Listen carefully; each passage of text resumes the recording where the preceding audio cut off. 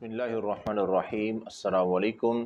خاص کر کے میرے محترم بھائیوں، یہ جو مزدور ہوتے ہیں نا، مزدور حضرات، دیہڑی دار حضرات، مزدوری کرنے والے، محنت کرنے والے ورکر حضرات، ان کی جو تنخواہیں ہوتی ہیں، ان کی جو مزدوری یا اجرت ہوتی ہے، اس میں کمی کوتاہی بالکل نہیں کرنی چاہیے۔ اس کے متعلق تو نبی رحمت صلی اللہ علیہ وسلم کا فرمان میں آپ کو بتاؤں کہ پیارے آقا علیہ الصلوۃ والسلام نے اس کے متعلق کیا فرمایا۔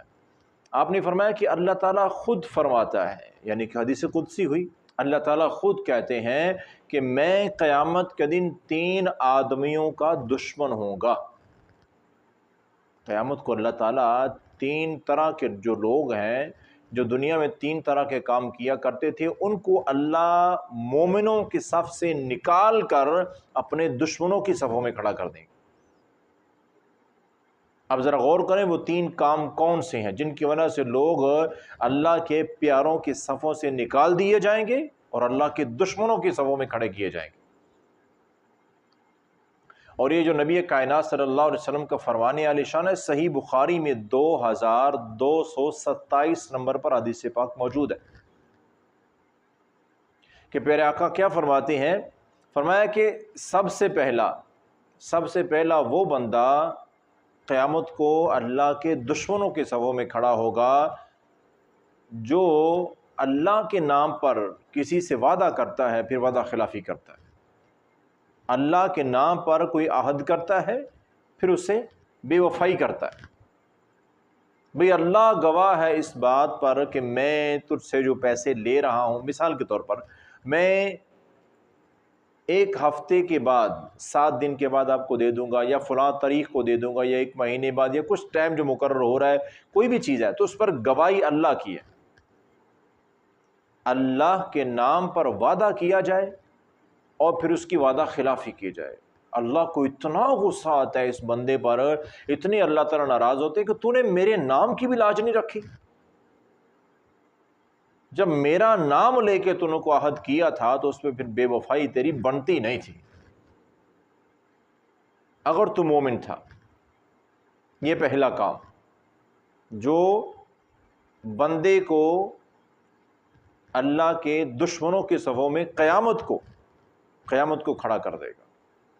اور دوسرا کام فرمایا کہ جس بندے نے کسی آزاد انسان کو بیچ دیا، کسی بندے کو، کسی بچے کو، کسی بچی کو پکڑا اور اس کو آگے بیچ دینا، اتنا بڑا گناہ ہے کہ یہ 100% یہ کرنے والا اللہ تعالیٰ کہتے ہیں میرا دشمن ہے، میں اس کو اپنا دشمن سمجھتا ہوں۔ اتنی اللہ تعالیٰ ایسے بندے سے نفرت کرتے ہیں۔ اور صاف ظاہر ہے جو اللہ کا دشمن ہے، پھر اللہ تعالیٰ جب محبت بے انتہا دیتے ہیں نا، تو اللہ کی جو دشمنی ہے، پھر جو عذابات ہیں ان کی بھی حد کوئی نہیں۔ جو اللہ کے دشمنوں پر عذاب کے کوڑے قیامت کو برسیں گے نا، ان کا کوئی تصور بھی نہیں کر سکتا۔ تو کسی بولے والے انسان کو پکڑنا، چونکہ پہلے تو غلامی کا دور ہوا کرتا تھا، اب تو الحمدللہ اللہ کا کرم ہے تو ایسا کچھ نہیں ہے۔ اس وقت ایسے ہی کسی علاقے سے کسی بندے کو، بچے کو، بچی کو اٹھایا اور کسی دوسرے علاقے میں لے جا کے بیچ دیا، جیسا کہ حضرت یوسف علیہ السلام کا وہ پورا واقعہ۔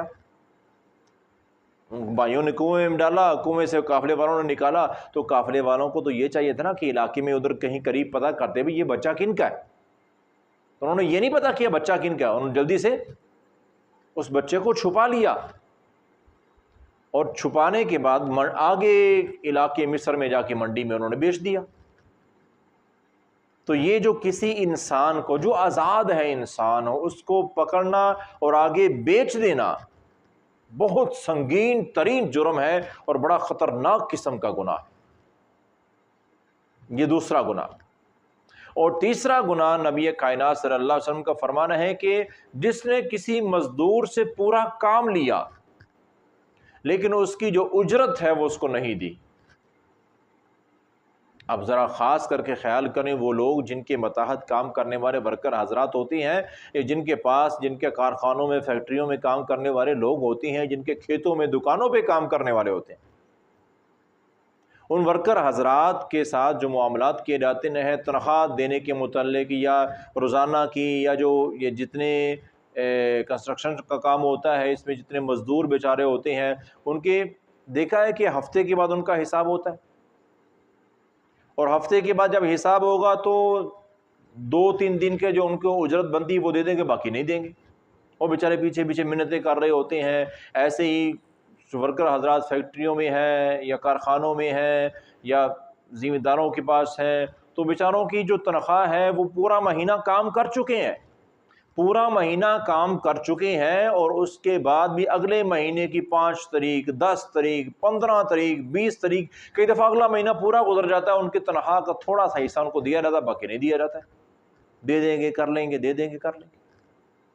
خدا نہ میرے بھائیو، یہ بہت بڑا گناہ ہے، اور خاص کر کے جو مزدور کی مزدوری ہے، جو اجرت ہے، جو تنخواہ ہے، اس کے متعلق تو نبی کائنات صلی اللہ علیہ وسلم کا فرمان سنیے۔ سنن ابن ماجہ میں 2443 نمبر پر یہ حدیث پاک موجود ہے۔ آپ نے فرمایا کہ مزدور کو اس کا پسینہ خشک ہونے سے پہلے اس کی مزدوری دے دو۔ یہ اسلامی اصول ہے، مزدور کو مزدوری اس کا پسینہ خشک ہونے سے پہلے دے دو۔ اس نے کام کیا، اس کو پسینہ آیا ہوا ہے تو ابھی کام اس نے مکمل کر دیا نا، تو فوراً مزدوری اجرت اس کو دو، نہ کہ کل کریں گے پرسوں کریں گے، اگر مہینے کی تنخواہ ہے تو پھر کچھ دیر بعد کریں گے، کچھ دنوں بعد کریں گے، اگلے مہینے اس سے اگلے مہینے پیسہ کافی ہے، کاروبار اور سے اور بڑھاتے جا رہے ہیں، مزدوروں کی تنخواہیں نہیں دیتے ہیں۔ تو یہ اتنا بڑا گناہ ہے کہ خود اللہ تعالیٰ کہتے ہیں کہ ایسا بندہ میرا دشمن ہے، وہ مجھ سے دشمنی کر رہا ہے جو مزدور کی مزدوری پوری ٹائم پہ نہیں دیتا۔ تو یہ تینوں گناہ انتہائی خطرناک قسم کے ہیں۔ تو اللہ سے دعا کرتا ہوں کہ اللہ تعالیٰ ہمیں ساری زندگی ان گناہوں سے بچ کے گزارنے کی توفیق عطا فرمائے۔